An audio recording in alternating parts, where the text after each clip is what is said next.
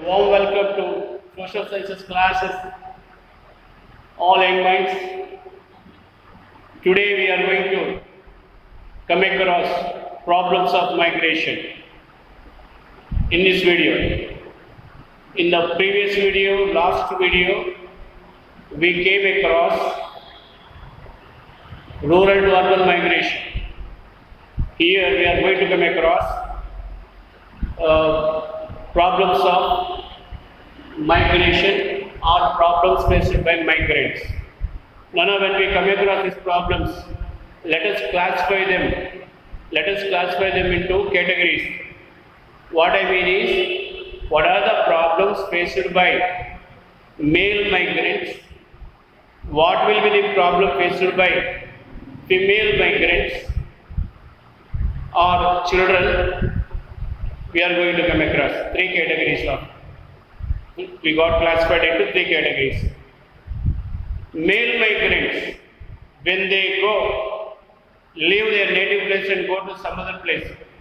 Very particularly, here we are speaking about seasonal migrants who go for some other places for a short span of time, 2 months or 3 months, and who are not considered as migrants.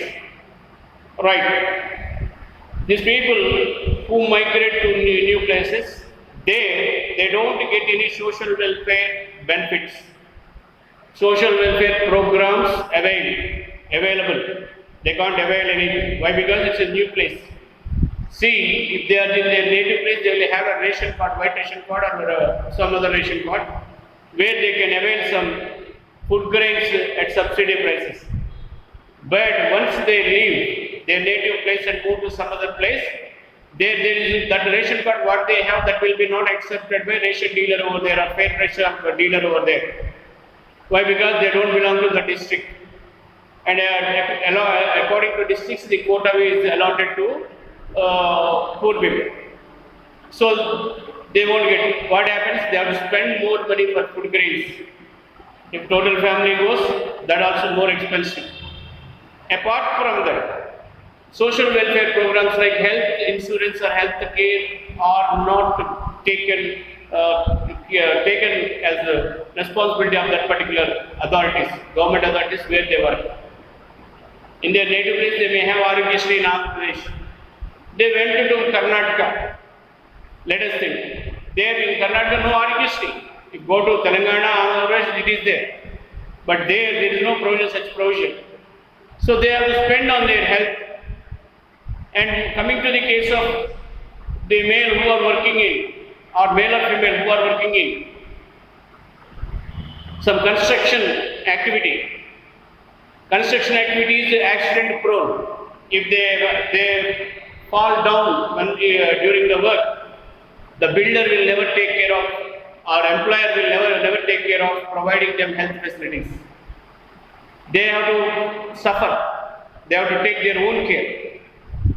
So apart from that, where they will be exposed to harsh working conditions. Mostly the people who will be working in brick kilns, brick making kilns, or quarries, mines.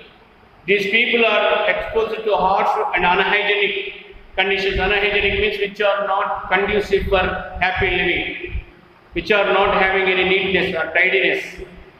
So even the living places of them, after work they go and stay in some residence like the sugarcane workers. What is there? 2 poles are given and a bamboo mat is given. That's all. That is their residence. So no drainage, no septic, like that. Unhygienic conditions they have to live in. And harsh conditions, they will be getting exposed to sun's heat because physical labor they extend most of the time. And that will be resulting in sunstroke. These people will be falling prey of sunstroke and they will be suffering with skin rashes or irritation. Apart from that, certain people working in quarries, they are prone to have lung diseases like, for example, if someone is working in mining activity or quarrying activity, they will be getting exposed to the dust particles coming out from the quarrying or mining and they suffer with the lung diseases. Workers working in Singareni collieries, They suffer with a lung disease called black lung disease. It is like just like cancer or tuberculosis. Black lung disease.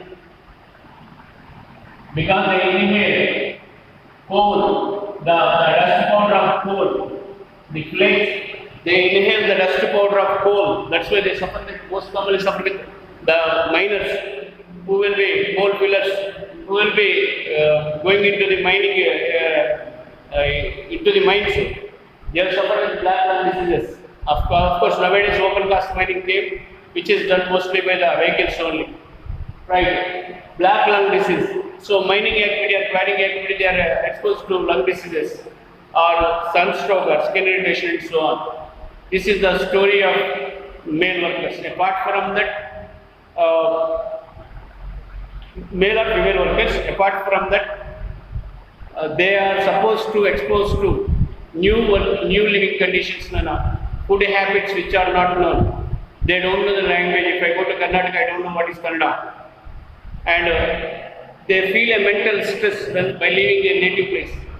Because here, anywhere you go, knock a door, you will get 10 rupees. But there, in that place, no one is known to them. If any need is there is no one. The employer will not give support, financial support. Where we have to go, how we have to get very careful.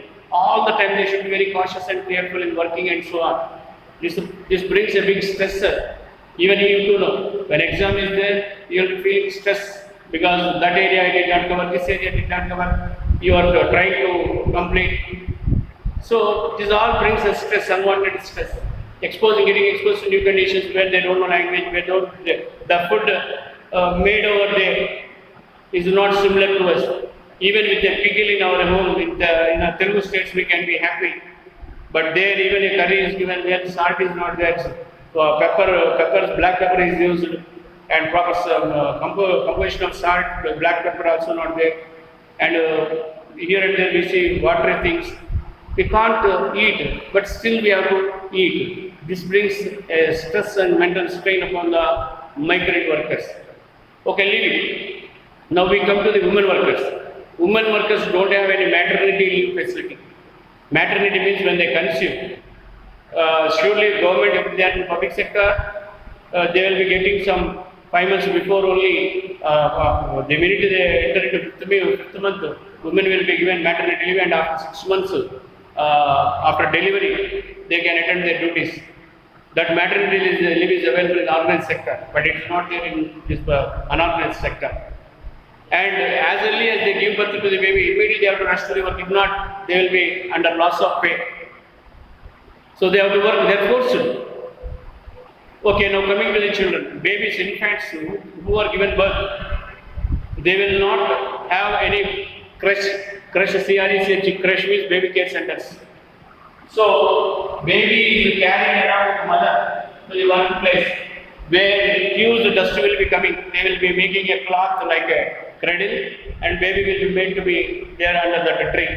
And mother and father will be working, and dust will be coming. From a tender age itself, baby gets exposed to dust, and lung problems start to the baby as an infant. So, no, creche is there, they can live in the creche, and creche takes care of. But it are in their native place, they can hand over to Anganwadi. Anganwadi school, which is run by government. Ayas will be there, they will be taking care, and both father and mother can go for work. Here, they are new people. That's why they will not get any chance to make their baby in a creche or baby care center or Anganwadi in that place, Karnataka, Tamil Nadu somewhere. Or if Tamils come to our state, they have the same problem. Right? Creche, child will not have creche. And coming to the male child or girl child, those children will be 1 minute regarding women. One more point I have to drive in. When male migrates from a family, when male gets migrated from a family, the family responsibility will be shouldered by women. That is one more problem, because they have to take care of the nurturing the kids or growing up the kids, and also they have to take care of the health and dietary aspects of the elder people, in-laws, mother-in-law, father-in-law, and so on. Or if sister-in-law is there, her care, all care should be taken by the woman. She shoulders the responsibility, family responsibility, and also she has to take care of If any agriculture is there in the village, she have to take care of that agriculture activity also. So in this way, women will be facing problems, and children, crush, no crush for the young infants, right? Now, because the children moves away along with their parents to work, when parents migrate, they will be absent attending, they can't attend their school. After 3 months or 4 months they come back, by the time their name is removed from the roll call. Got it? So admission will be getting suspended. And if they go and ask, principal says, no, this boy missed the class for 4 months, he can't continue, he can't understand the topic, so we are not going to permit him. They have to forget about it. They will be facing they will become forced dropouts. Forcibly they are getting dropped out from the school because of this migration for 4 months or 3 months. Apart from that, girl child, most of the time my parents stop the girl child at home and they go to work. Creche facilities are not there, Anganwadis are not there. Why? This girl have to take care of that siblings, her siblings, who is 1 year old or 2 years old, and she have to feed according to time and so on. In that tender age, she will be 10 years old or 7 years old. She is not permitted to go to school. So in this way, girl child miss their education opportunity. So these are the problems of migrants which they face when they move from their native place to other places. What are the measures? Why governments are not taking it? Surely governments are taking measures. They are trying to do something best. Recently, central government union government came with a proposal of one nation, one ration. One nation, one nation, one nation is one country, one ration. What it means is that union government will be issuing an identity code for those all who are under BPL or migrants and so on. And if this is available to someone, wherever they go, irrespective of their state, their district, in that particular fair price shop, they can go and avail the required food grains by showing that card. One nation, one ration. Soon it is going to be implemented if all state governments accept it. State governments are not showing interest, but central government is very much planning. And also recently in the cabinet meeting, after seeing the problems of migrants in the recent past, we saw 2-3 months there were big things going on in this our particular state, how people migrated by walk, hundreds and thousands of kilometers. People belonging to Bihar, UP, Chhattisgarh, Jharkhand. All over roads also we got seen them, along with their kith and kin, moving on foot, barefoot. So now a year after, central government recently planned, union government, of course how far they will implement I don't know, but recent statement is, union government is planning to make houses for these migrants, where they migrate, and the migrants will be given a chance of living there for 25 years. After that, they will vacate and some other migrants will come and occupy them. And a nominal rent they will be paying, so that will reduce their burden. And they will have safe living condition. If government makes a home, proper drinking water will be there, drainage system will be there, sewage will be there, they can live in some hygienic conditions. So in this way, governments are also trying innovatively to do something best for migrants. But migrants play a vital role in services now. Now see, all construction activity came to a standstill in Hyderabad, Mumbai, financial capital of India, and administrative capital of India, Delhi. There, all activity of construction came down because migrant laborers went off. Karnataka government tried to stop them, but finally they could not because of COVID fear. They all started moving away when the government tried. So this is what about problems and solutions planned by the governments regarding migrants, and some more things we will be coming with us during phases. Right? Thank you.